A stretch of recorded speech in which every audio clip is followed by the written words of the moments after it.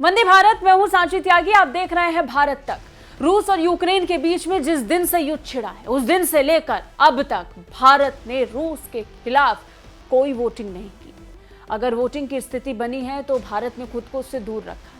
हम बात संयुक्त राष्ट्र में होने वाली वोटिंग की कर रहे हैं, लेकिन इन सब के बीच में पहली बार ऐसा हुआ जब भारत ने रूस के खिलाफ जाकर वोटिंग की, वो भी संयुक्त राष्ट्र सुरक्षा परिषद में। इसे लेकर जरूर पूरे विश्व में चर्चा मची हुई है और खलबली मची है कि आखिर भारत ने ये क्यों किया। हालांकि दूसरी तरफ चीन ने अपने आप को इस वोटिंग प्रक्रिया से बाहर रखा था। रूस और यूक्रेन के बीच चल रही जंग के बीच भारत ने यूएन की सिक्योरिटी काउंसिल की ओर से आयोजित एक बैठक में पहली बार रूस के खिलाफ वोटिंग की है। भारत का ये कदम काफी चौंकाने वाला है, क्योंकि इस युद्ध को लेकर भारत ने अभी तक एक देश की ओर अपना पक्ष नहीं रखा था। भारत ने पहली बार यूएन के सिक्योरिटी काउंसिल में यूक्रेन का पक्ष लेते हुए रूस के खिलाफ प्रक्रियात्मक वोटिंग की। रूस और यूक्रेन में पिछले कई महीनों से युद्ध जारी है, जिसकी वजह से दुनिया में काफी तनाव बढ़ा हुआ है।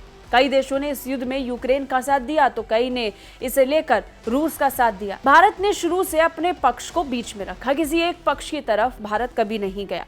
लेकिन पहली बार हुआ जब वोटिंग प्रक्रिया हुई तो भारत ने रूस के खिलाफ वोटिंग कर दी। वोटिंग के दौरान यूएन की 15 सदस्यीय सुरक्षा परिषद ने यूक्रेन के राष्ट्रपति वोलोदिमीर ज़ेलेंस्की को वीडियो टेलीकॉन्फ्रेंस के जरिए बैठक को संबोधित करने के लिए आमंत्रित किया। खास बात यह है कि जब से दोनों देशों में युद्ध शुरू हुआ है, पहली बार हुआ कि भारत की ओर से किसी एक पक्ष में वोटिंग की गई।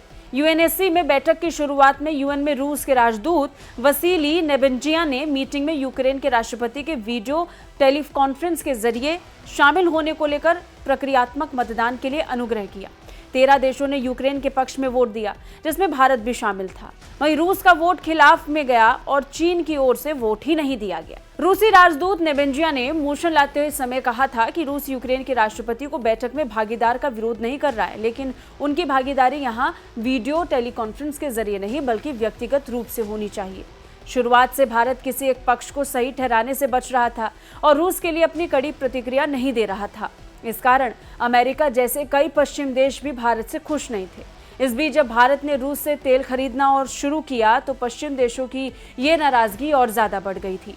ऐसे में पहली बार रूस के खिलाफ वोट देकर भारत ने सबको चौंका दिया। अब इसे लेकर रूस की क्या प्रतिक्रिया होगी, ये तो भविष्य के गर्भ में छिपा है। क्या रूस इसका स्वागत करेगा? क्या रूस इस पर शांत बैठेगा या किसी तरीके की प्रतिक्रिया आएगी? ये देखना दिलचस्प रहेगा। लेकिन इन सब के बीच में सबसे पहले हम आपको ये भी बता देते हैं कि रूस और भारत के बीच में व्यापारिक संबंध कैसे बढ़े हैं रूस यूक्रेन युद्ध के बाद। खास तौर पर जब यूक्रेन और रूस का युद्ध चल रहा था तो इस दौरान भारत की रूस से तेल खरीदने को लेकर डील हुई थी, जिसके बाद से रूस भारत को तेल दे रहा है। खास बात यह कि तेल खरीदारी के मामले में रूस ऐसा दूसरा देश बन गया जो भारत को सबसे ज्यादा कच्चा तेल सप्लाई करता। हालांकि इराक अभी भी भारत को तेल सप्लाई करने के मामले में पहले नंबर पर है। भारत का रूस से तेल लेना अमेरिका को एकदम पसंद भी नहीं आया था और अमेरिका ने कई बार भारत को सख्ती भी दिखाने की कोशिश की थी। हालांकि भारत ने यह साफ कर दिया था कि तेल खरीदने के मामले में वो किसी दबाव में नहीं रहेगा और जो डील देश के लोगों के लिए अच्छी है उसी पर आगे बढ़ेगा। दूसरी ओर यूक्रेन भी भारत और रूस के बीच की ऑयल डील से खुश नहीं है। हाल ही में यूक्रेन की ओर से कहा गया था कि भारत रूस से जो तेल मंगवा रहा है उसके हर एक बैरल में यूक्रेनियन खून का कतरा मौजूद है। तनाव की इस घड़ी में भारत ने कदम बढ़ाया और एक वोटिंग प्रक्रिया के दौरान रूस के खिलाफ वोट कर दिया।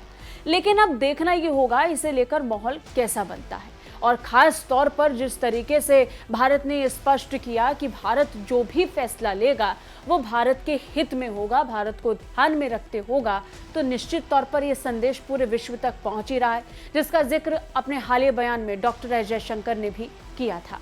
कैसी लगी ये रिपोर्ट कमेंट करके जरूर बताइए। बाकी रक्षा और विदेश मामलों से अपडेट रहने के लिए देखते रहिए भारत तक। जय हिंद।